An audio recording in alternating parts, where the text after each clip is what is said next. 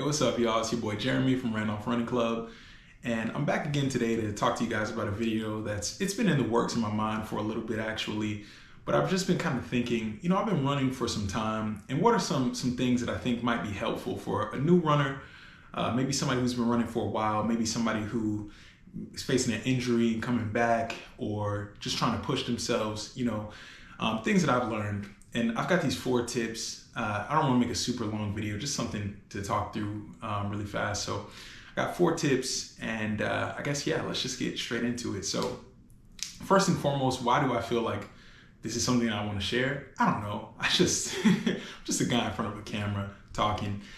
So take that for what you will. But what I will say is, I've been running consistently for, I feel like, most of my life, right? So I'm 32. I ran track in high school.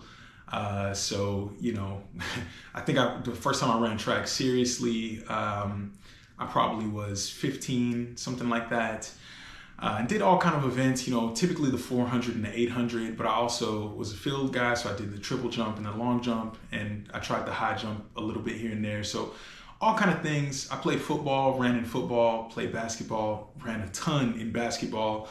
And then, once I graduated high school, I just wanted to stay fit, wanted to stay active, and I continued running on in my professional life, right? And I would say around that time, in college and then post-college, I was a consistent, inconsistent runner. So what I mean by that is I would run, I'd get out of the house and I'd go run as hard as I could for 3 miles or something, and I'd come back.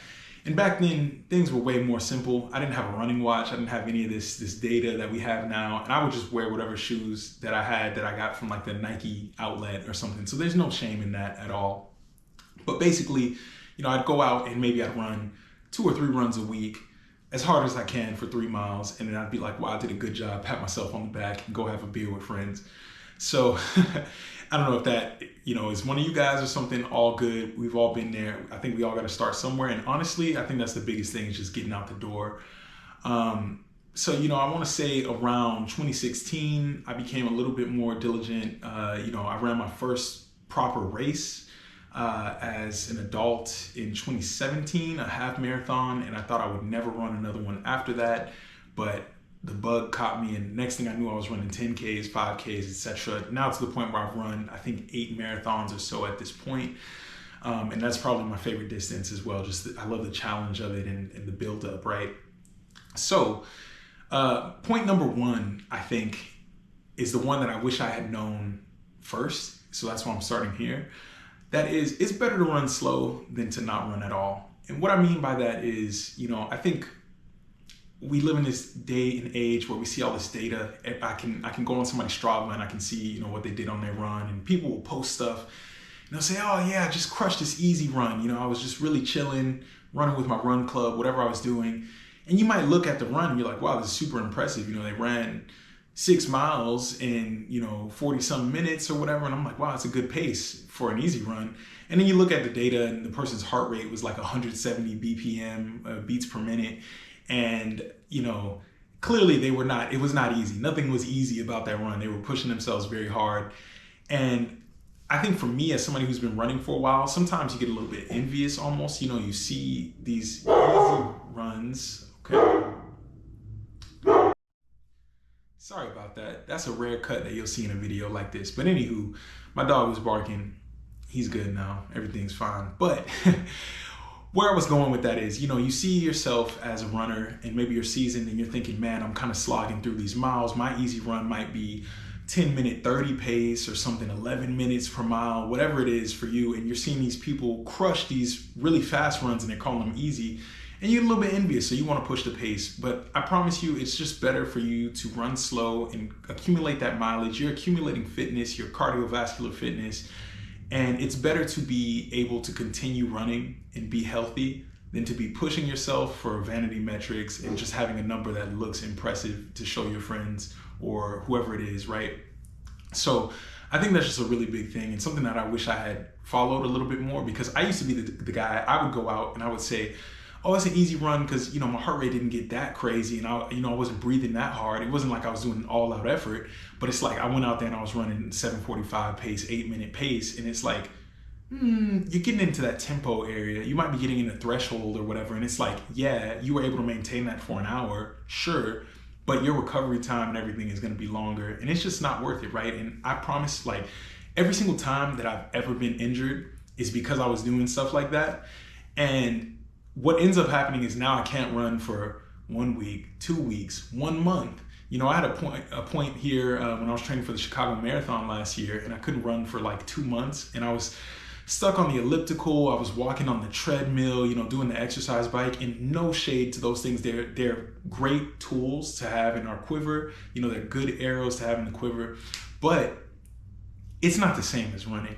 Like, I don't enjoy that stuff as much as going outside, running with my dog, being able to interact with nature and move at my own pace and kind of explore my neighborhood or whatever surrounding area.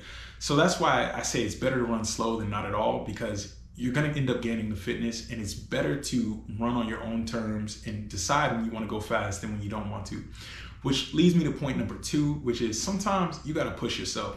So almost contradictory to what I just said about running slow than not running at all, but sometimes I do believe that you have to find what your limit is. You have to test that limit.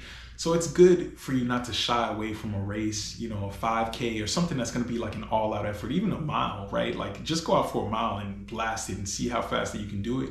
Because I found in those moments are the times I look back on, and I'm very fond of those moments where I'm like, wow, I ran slow and I paced myself so I could be healthy, get to the start line of that race, and I could really show myself what I could do.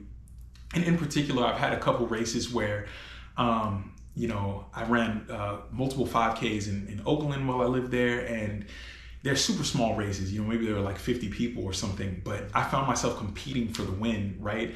And competing for the win might not have been running my all-out fastest necessarily, if that makes sense. It's like racing the course, racing the people who are around you. And I find those experiences to be very gratifying. I think in those moments when I look back, I think to myself, wow, I'm capable of hard things. I can do hard things. And those are the moments where it's like the training all comes together and you kind of big picture, this is what I'm doing it for as well, right? And maybe you're a person that you don't care about, your fitness increasing and whatnot. But I think a lot of people watching this video probably, we have a smartwatch, we have whatever the fancy shoes are of the day, and we want to see that number, because that's the thing it's important to us, right? It shows you that you're not just some guy or girl wasting time doing this and you're not improving.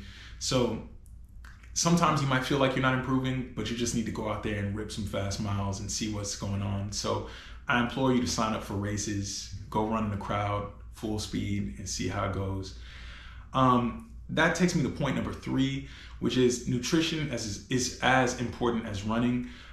This was a big one for me. I'm a bigger guy, I sweat a ton, and I found myself cramping and just struggling through some of these marathons that I've run.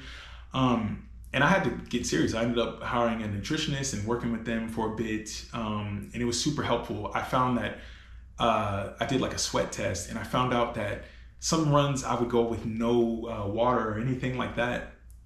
And what I learned was I'm sweating out like a pound of water like every 45 minutes. So I need to drink I need to be bringing, 32 ounces of water or something. Like, I need a hydration vest for what looks like a pretty chill run. And it's like, who knew, right?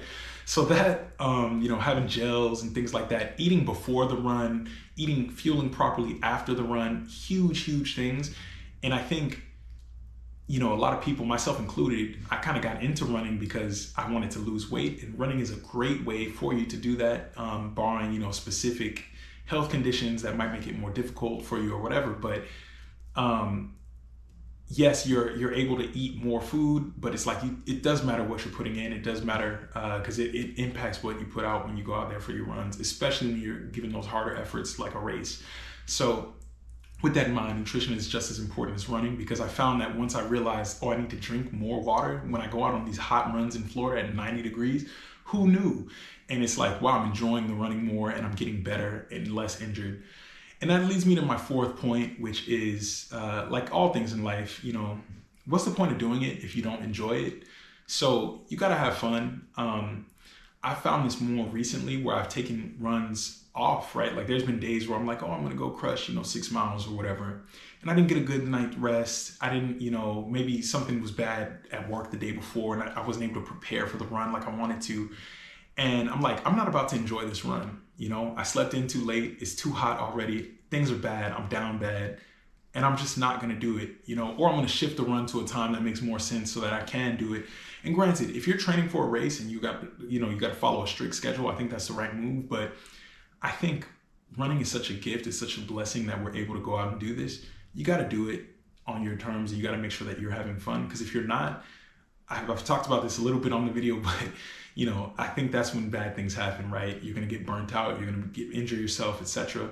So make it fun, mix in some fast runs with slow runs, go run somewhere new that you haven't run before, find a run club if you enjoy that, running with other people, go on runs where you can have a conversation, listen to audiobooks, etc. Whatever it is that makes it fun for you, have fun with running. So that's my fourth point.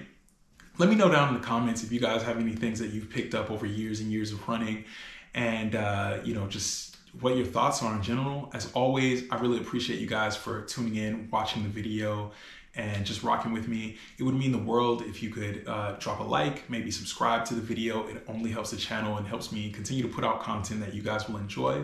And I just want to say thank you so much for tuning in. Continue to run fast, run strong, and I'll see you in the next one. Peace.